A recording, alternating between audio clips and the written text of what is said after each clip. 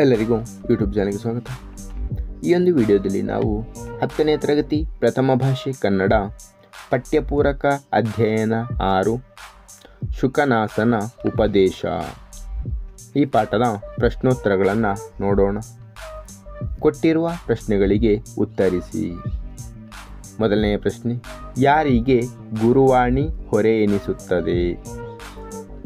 ಉತ್ತರ, ಮೂರ್ಖನ ಕಿವಿಗೆ ಗುರುವಾಣಿ ಹೊರೆ ಎನಿಸುತ್ತದೆ. ಎರಡನೆಯ ಪ್ರಶ್ನೆ, ಯಾರ ಕಿವಿಗೆ ಉಪದೇಶ ನಾಟುವುದಿಲ್ಲ? ಉತ್ತರ, ರಾಜರ ಮನೆತನದಲ್ಲಿ ಹುಟ್ಟಿದವರ ಕಿವಿಗೆ ಉಪದೇಶ ನಾಟುವುದಿಲ್ಲ. ಮೂರನೆಯ ಪ್ರಶ್ನೆ, ದುಡ್ಡಿನ ಪೈತ್ಯ ಅಡರಿದವರಿಗೆ ಯಾವುದು ಕ್ಷುದ್ರವಾಗಿ ಕಾಣುತ್ತದೆ? ಉತ್ತರ, ದುಡ್ಡಿನ ಪೈತ್ಯ ಅಡರಿದವರಿಗೆ ಜಗತ್ತೆಲ್ಲ ಕ್ಷುದ್ರವಾಗಿ ಕಾಣುತ್ತದೆ. ನಾಲ್ಕನೆಯ ಪ್ರಶ್ನೆ, ಗುರುಪದೇಶದ ಗುಣಗಳನ್ನು ಪಟ್ಟಿ ಮಾಡಿ. ಉತ್ತರ, ಗುರುಪದೇಶ ಎಂದರೆ ಜನರ ಒಳ ಹೊರಗಣ ಕೊಳೆಗಳನ್ನು ತೊಳೆದು ಬಿಡುವ ನೀರಿಲ್ಲದ ಮೀಹ, ತಲೆ ನೆರೆಯದೆ ಮೈ ಸುಕ್ಕುಗಟ್ಟದೆ ಮೂಡುವ ಮುಪ್ಪು, ಬೊಜ್ಜು ಬೆಳೆಯದೆ ಬರುವ ಗುರುತ್ವ, ಬಂಗಾರವಿಲ್ಲದೆ ಮಾಡಿದ ಬೆಲೆ ಬಾಳುವ ಕಿವಿಯೋಲೆ, ಪಂಜು ಇಲ್ಲದೆ ಬೆಳಗುವ ಬೆಳಕು, ಉದ್ವೇಗ ಭರಿಸದ ಜಾಗರಣೆ. ಐದನೇ ಪ್ರಶ್ನೆ, ರಾಜರ ಪ್ರಕೃತಿ ಹೇಗಿರುತ್ತದೆ?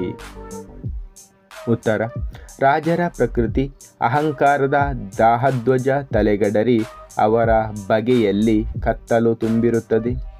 ಇದು ಎಲ್ಲ ದುಡ್ಡಿನ ಮಹಿಮೆ. ದುಡ್ಡು ದುರಭಿಮಾನದ ತವರು.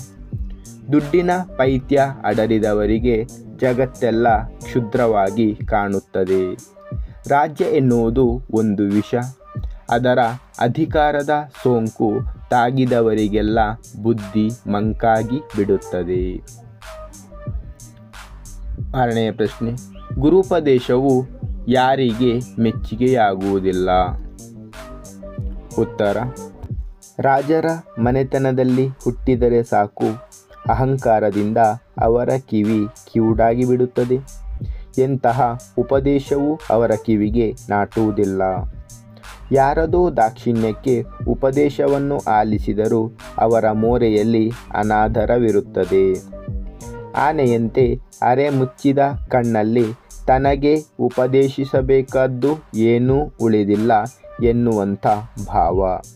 ಇಂಥವರಿಗೆ ಗುರುಪದೇಶ ಮೆಚ್ಚುಗೆ ಆಗುವುದಿಲ್ಲ. ಮುಂದಿನ ಪ್ರಶ್ನೆ, ಯಾರಿಗೆ ಗುರುವಚನ ಎನ್ನುವುದು ಕಿವಿಗೆ ಒಂದು ಆಭರಣ?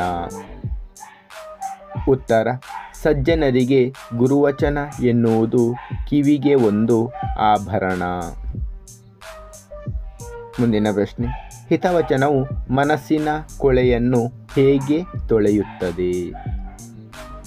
ಉತ್ತರ, ಮುಸ್ಸಂಜೆಯ ಚಂದ್ರನು ಕತ್ತಲನ್ನು ಕಳೆವಂತೆ ಹಿತವಚನವು ಮನಸ್ಸಿನ ಕೊಳೆಯನ್ನು ತೊಳೆಯುತ್ತದೆ. ಮುಂದಿನ ಪ್ರಶ್ನೆ, ಯಾರಿಗೆ ಬುದ್ಧಿ ಮಂಕಾಗಿ ಬಿಡುತ್ತದೆ? ಉತ್ತರ, ರಾಜ್ಯದ ಅಧಿಕಾರದ ಸೋಂಕು ತಾಗಿದವರಿಗೆಲ್ಲ ಬುದ್ಧಿ ಮಂಕಾಗಿ ಬಿಡುತ್ತದೆ. ಧನ್ಯವಾದಗಳು. ಇಷ್ಟವಾದರೆ ಲೈಕ್ ಮಾಡಿ, ಶೇರ್ ಮಾಡಿ. ಹೆಚ್ಚಿನ ವಿಡಿಯೋಗಳಿಗಾಗಿ ಚಾನಲನ್ನು ಉಚಿತವಾಗಿ ಸಬ್ಸ್ಕ್ರೈಬ್ ಮಾಡಿ.